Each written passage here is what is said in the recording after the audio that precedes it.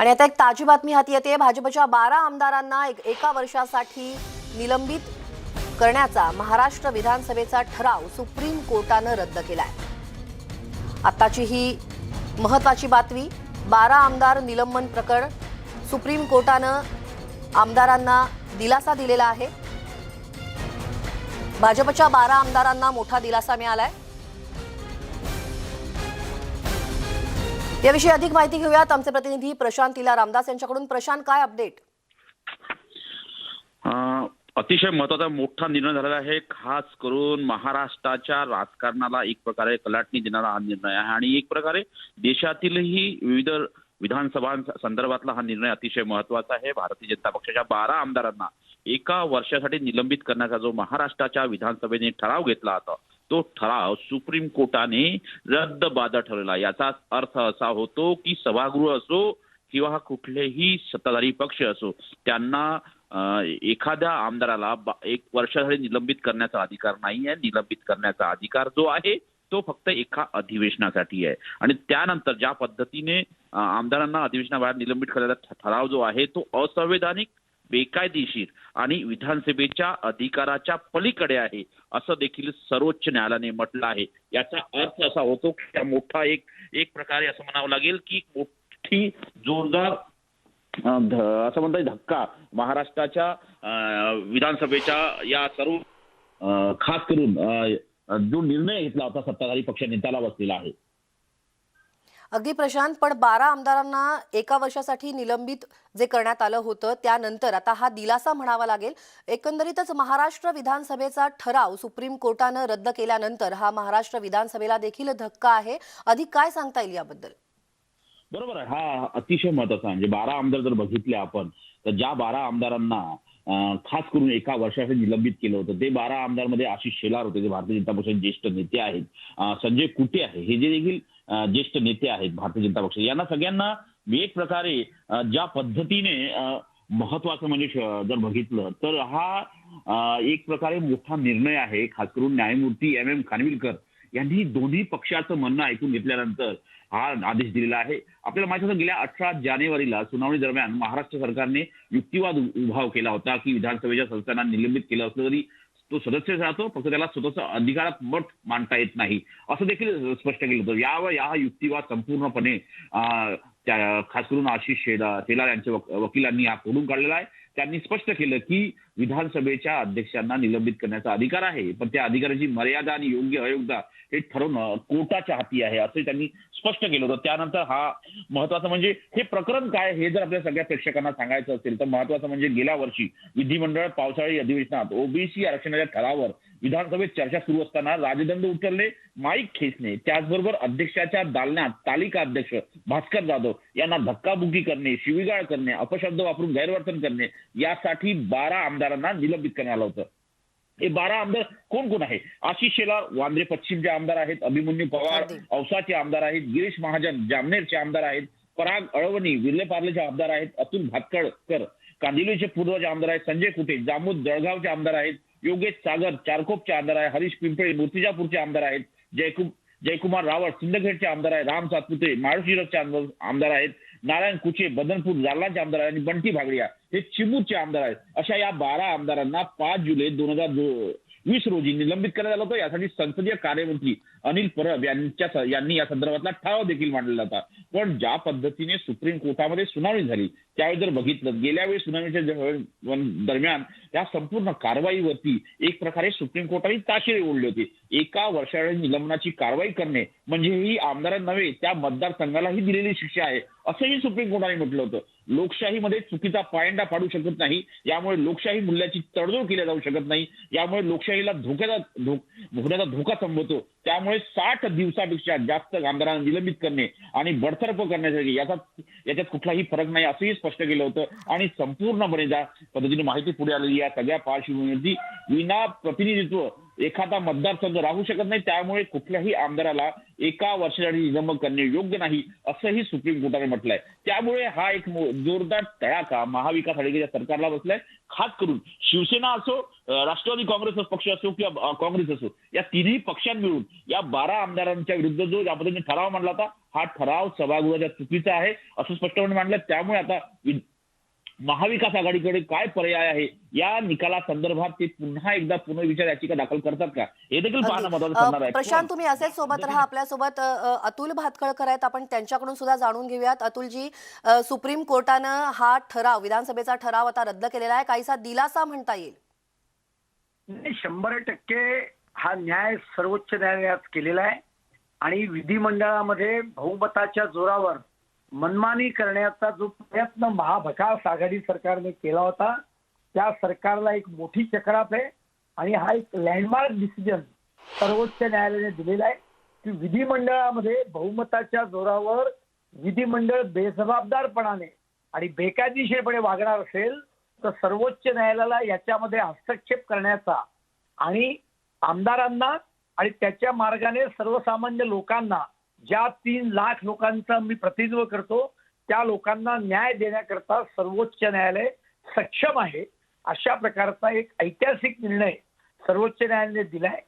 महाविकास आघाडी सरकार सर्वोच्च न्यायालय असेल किंवा उच्च न्यायालय असेल, वारंवार स्वतःचं तोंड फोडून घेतं. त्यातलाच हा एक प्रकार आहे.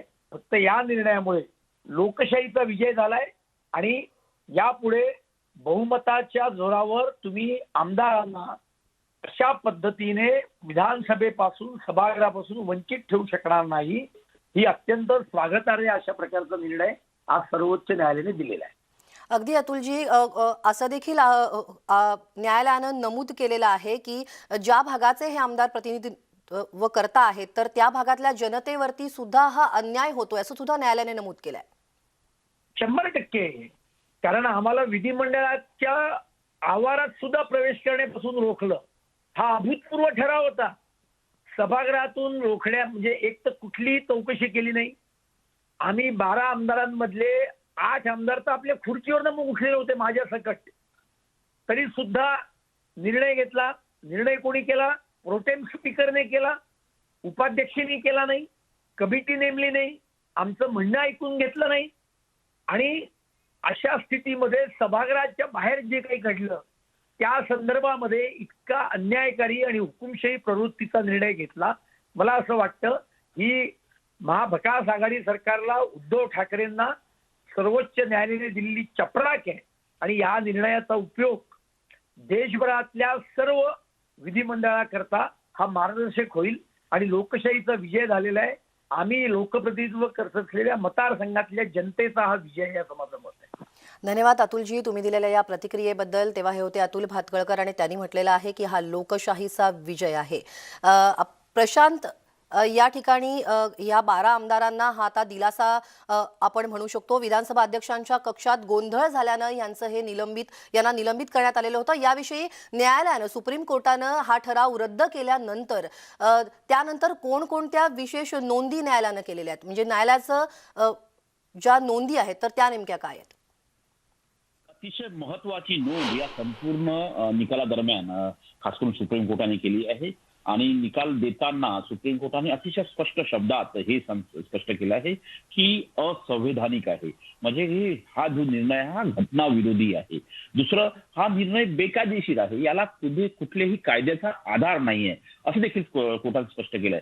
आणि तिसरं अतिशय महत्वाचं म्हणजे ज्यामध्ये एक प्रकारे विधानसभा अध्यक्षांच्या अधिकाराची काय कार्यक्षमता असते किंवा कार्यमर्यादा काय असते हे देखील स्पष्ट केलं. त्यांनी स्पष्ट केलंय की विधानसभेच्या अधिकाराच्या पलीकडे हा निर्णय घेण्यात आलेला आहे. विधानसभेचे जे अधिकार स्पष्ट करण्यात आलेले आहे घटनेमध्ये किंवा विधानसभेच्या नियमामध्ये. आपल्याला माहित असेल की खास करून ज्या पद्धतीने सुप्रीम कोर्ट कधीही विधानसभेच्या अध्यक्षांच्या अधिकारात हस्तक्षेप करत नाही, पण ज्या पद्धतीनं विधानसभेच्या अध्यक्ष नसताना, उपाध्यक्षही नसताना, खास करून तालिका अध्यक्ष असताना त्यांनी हा ठराव पारित करून घेतला आणि उपस्थित बहुमताच्या जोरावरती हा निर्णय पारित करून घेतला. हा निर्णय विधानसभेच्या अधिकाराच्या पलीकडे आहे असं देखील स्पष्ट केलंय. त्यामुळे असं म्हणावं लागेल की या निर्णयाच्या निमित्ताने हे स्पष्ट झालंय की विधानसभा ही जरी सत्ताधारी पक्ष यांच्याकडे बहुमत असेल, पण ते कुठल्याही कायद्याच्या विरोधात जाऊन किंवा बेकायदेशीरपणे किंवा घटनाविरोधी निर्णय घेऊ शकत नाही. हे अतिशय 3 महत्वाचे या संपूर्ण निर्णयाच्या संदर्भात जे मुद्दे मांडलेले आहे सुप्रीम कोर्टाने, हे अतिशय महत्वाचं आहे. स्टुडिओ प्रशांत, महाराष्ट्र विधानसभेचा हा ठराव आणि त्यानंतर महाविकास आघाडी सरकारला एकंदरीत धक्का, या सगळ्याकडे पाहता काय वाटतं?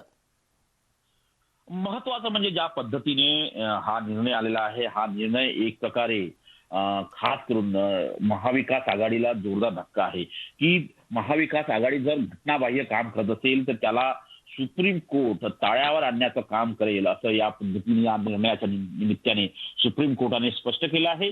आणि सोबतच ज्या पद्धतीनं माहिती मिळालेली आहे की हा जो निर्णय राखून ठेवलेला आहे, सुप्रीम कोर्टाने जो निर्णय दिलेला आहे, जो गेल्या 19 जानेवारीला राखून ठेवला होता आणि आज 28 जानेवारी त्याचा निर्णय दिलेला आहे. निर्णय देताना न्यायमूर्ती एम खानविलकर यांनी अतिशय महत्वाचे मुद्दे मांडले. जसं मी मगाशी सांगत होतो की हा निर्णय घटनाविरोधी आहे. कोर्टाने घटनेच्या कलम 190(4) चाही उल्लेख या संपूर्ण सुनावणी दरम्यान केला होता. त्या 190(4) कलमान्वये कुठल्याही सदस्याला 60 दिवसापेक्षा जास्त काळ निलंबित करता येत नाही, असं ते कोर्टाच्या घटनेचं कलम सांगतं. कोर्टाने हे स्पष्ट केलं की लोकप्रतिनिधी कायदा 1991च्या कलमे 151(a) नुसार कोणत्याही मतदारसंघाला 6 महिन्यापेक्षा जास्त काळ प्रतिनिधित्व नाही असं व्हायला नको. हे जर बघितलं आपण, हे दोन्ही घटनेचे कलम बघितले आपण, तर या कलमाच्या परे जाऊन हा विधानसभेने निर्णय घेतला होता. एक तर 1 वर्षासाठी निलंबन केलं होतं, जो खास करून लोकप्रतिनिधी कायदा 1951च्या विरोधातला आहे. दुसरं सोबत 60 दिवसापेक्षा जास्त काळ निलंबित ठेवता येत नाही, हा जो घटनेचा कलम आहे, कलम 190(4) नुसार त्याच्या विरुद्ध देखील म्हणजे असंवैधानिक आहे. म्हणजे सरळ घटनाविरोधी काम करायचं, दुसरीकडे विधानसभेच्या अध्यक्षाच्या अधिकाराच्या पुढे जायचं आणि असंवैधानिक गोष्टींचा वापर करून अशा प्रकारचे निर्णय घेते, याला जोरदार तडाखा सुप्रीम कोर्टाने दिला. याचाच अर्थ असा होतो की महाविकास आघाडीला आता आपल्या अधिकारात आणि खास करून कायद्याच्या चाकोरीमध्ये जाऊन निर्णय घ्यावे लागेल. हा कायद्याच्या चाकोरीवर बाहेर जाऊन घेतलेला महाविकास आघाडीच्या नेत्यांचा निर्णय होता. हे महाविकास आघाडीचे नेते ज्या पद्धतीने स्पष्ट करतात की हा कुठल्याही एका नेत्याचा किंवा एका पक्षाचा निर्णय होता, हा संपूर्णपणे विधानसभेचा निर्णय होता. हा विधानसभेचा निर्णय होता, तर विधानसभेच्या अध्यक्षाशिवाय. प्रशांत, महाराष्ट्र विधानसभेचा ठराव सुप्रीम कोर्टानं आता रद्द केलेला आहे आणि 12 आमदारांना 1 वर्षासाठी निलंबित करण्याचा हा जो निर्णय आहे तो रद्द केलेला आहे.